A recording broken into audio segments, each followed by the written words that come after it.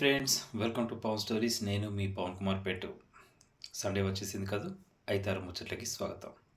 Subscribe చేసుకున్నటువంటి ప్రతి ఒక్క వ్యక్తికి ప్రత్యేకమైన ధన్యవాదాలు. పూర్తిగా నా వీడియోని వింటూ లైక్ మరియు కామెంట్ చేస్తున్న వాళ్ళకి ప్రత్యేకంగా ధన్యవాదాలు. ఈరోజు కూడా చక్కని 2 కథలతో మీ ముందుకు వచ్చేసాను. కథలోకి వెళ్ళిపోదాం. మొట్టమొదటి కథ. శ్రీరంగంలో రంగనాథ స్వామి ఆలయం ఉంది. అక్కడ రోజు చక్కని ప్రసాదాన్ని అర్చకులు అందరికి ఇచ్చేవాళ్ళు. అయితే ఈ ప్రసాదం దగ్గర మొట్టమొదటగా లైన్‌లో ఒక పేద వైష్ణవుడు నిలబడేవాడు. అందరికన్నా ముందు నిలబడేవాడు. అందరికన్నా ఎక్కువ ప్రసాదం కావాలని 6 కొడుకులున్నాడని పెద్ద గలాటా చేసేవాడు. భక్తులు తక్కువ ఉన్న సమయంలో ప్రసాదాన్ని ఇచ్చేవారు. భక్తులు ఎక్కువ మంది ఉన్న సమయంలో మాత్రం కాస్త వాదులాట జరిగేది. నీకే అంతా ఇచ్చేసేస్తే మిగతా వాళ్ళకేమివ్వాలి భక్తులకు అని వాళ్ళు అనేవాళ్ళు. లేదు, నా పిల్లలు అనారోగ్యంతో ఉన్నారు, చాలా బక్కగా ఉన్నారు, కాబట్టి నాకు ప్రసాదం కావాలి అంటూ వితండవాదం చేసైనా సరే ప్రసాదం తీసుకెళ్ళేవాడు ఆ పేద వైష్ణవుడు. ఒకరోజు అక్కడికి రామానుజులు వచ్చారు. ఈ వాదనంతా విన్నారు. ఆ వైష్ణవుని దగ్గరగా పిలుచుకొని అడిగారు, ఎందుకు ఇలా రోజు వాదులాట చేస్తావు అన్నాడు. ఆ వైష్ణవుడు తన సమస్య చెప్పాడు. అప్పుడు రామానుజులు అన్నారు కదా, మరి ఇక్కడే ఇదే కోవెలలో ఉంటూ ఏదో ఒక పని చేస్తూ ఎక్కువ ప్రసాదాన్ని తీసుకోవచ్చు కదా అన్నారు ఆయన.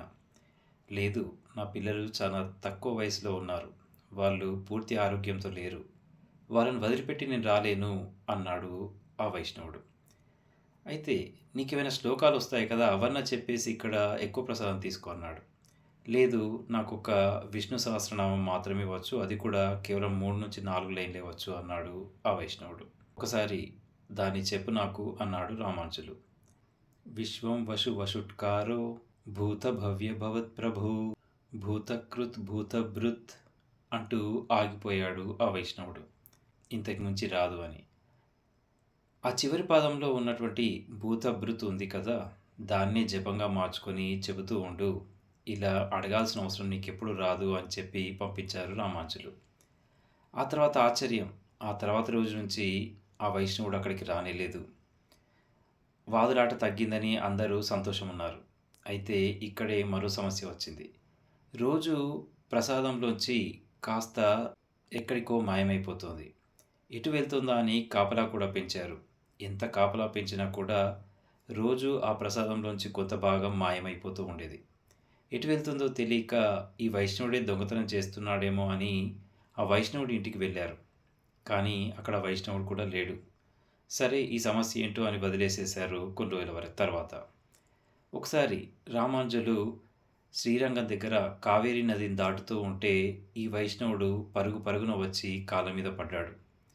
రామానుజులు అడిగారు, నువ్వా, ఇన్ని రోజులు ఎక్కడున్నావు? సరే, ఏంటి విషయం అని అడిగాడు. మీరు చెప్పారు కాబట్టి మీ దాసుడు, మీ శిష్యుడు రోజు నాకు ప్రసాదం తెచ్చిస్తున్నాడు అన్నాడు ఆ వైష్ణవుడు. నేనెవరికి చెప్పలేదే అన్నాడు. లేదండి, అతను మీ శిష్యుడట, రోజు నాకు నా బిడ్డలకు ప్రసాదం తెచ్చిస్తున్నాడు. ఇప్పుడు నా బిడ్డలు పూర్తి ఆరోగ్యంగా ఉన్నారు, అందుకే ఇక నేను అక్కడి నుంచి వచ్చేసేసి వేరే దగ్గర ఉంటున్నాను అన్నాడు ఆ వైష్ణవుడు. ఇంతకీ ఎవరు ఆ బాలుడు అని అడిగాడు. నాకు తెలీదు, మీ శిష్యుడని చెప్పాడు. కాకపోతే ఒకటి మాత్రం నిజం, భూతభృతే నమః అనే నామాన్ని నేను రోజు జపిస్తున్నాను అన్నాడు వైష్ణవుడు. ఇంతకీ భూతభృతే నమః అంటే ఏంటంటే, అన్ని ప్రాణులను సర్వవేళలా ఆహారాన్ని ఇచ్చేవాడు. ఇంకెవరై ఉంటారు? ఆ రంగనాథుడే అయి ఉంటాడు కదూ. ఇదండి ఈరోజు ఐతారు ముచ్చట. నచ్చితే చిన్న లైక్, కామెంట్ చేస్తూ భూతభృతే నమః అనే నామాన్ని మనం కూడా జపిస్తూ ఉందాం. అందరికీ ఆ రంగనాథుడి ఆశీస్సులు ఉండాలని కోరుకుంటూ ధన్యవాదాలతో నేను మీ పవన్ కుమార్ పెంటు.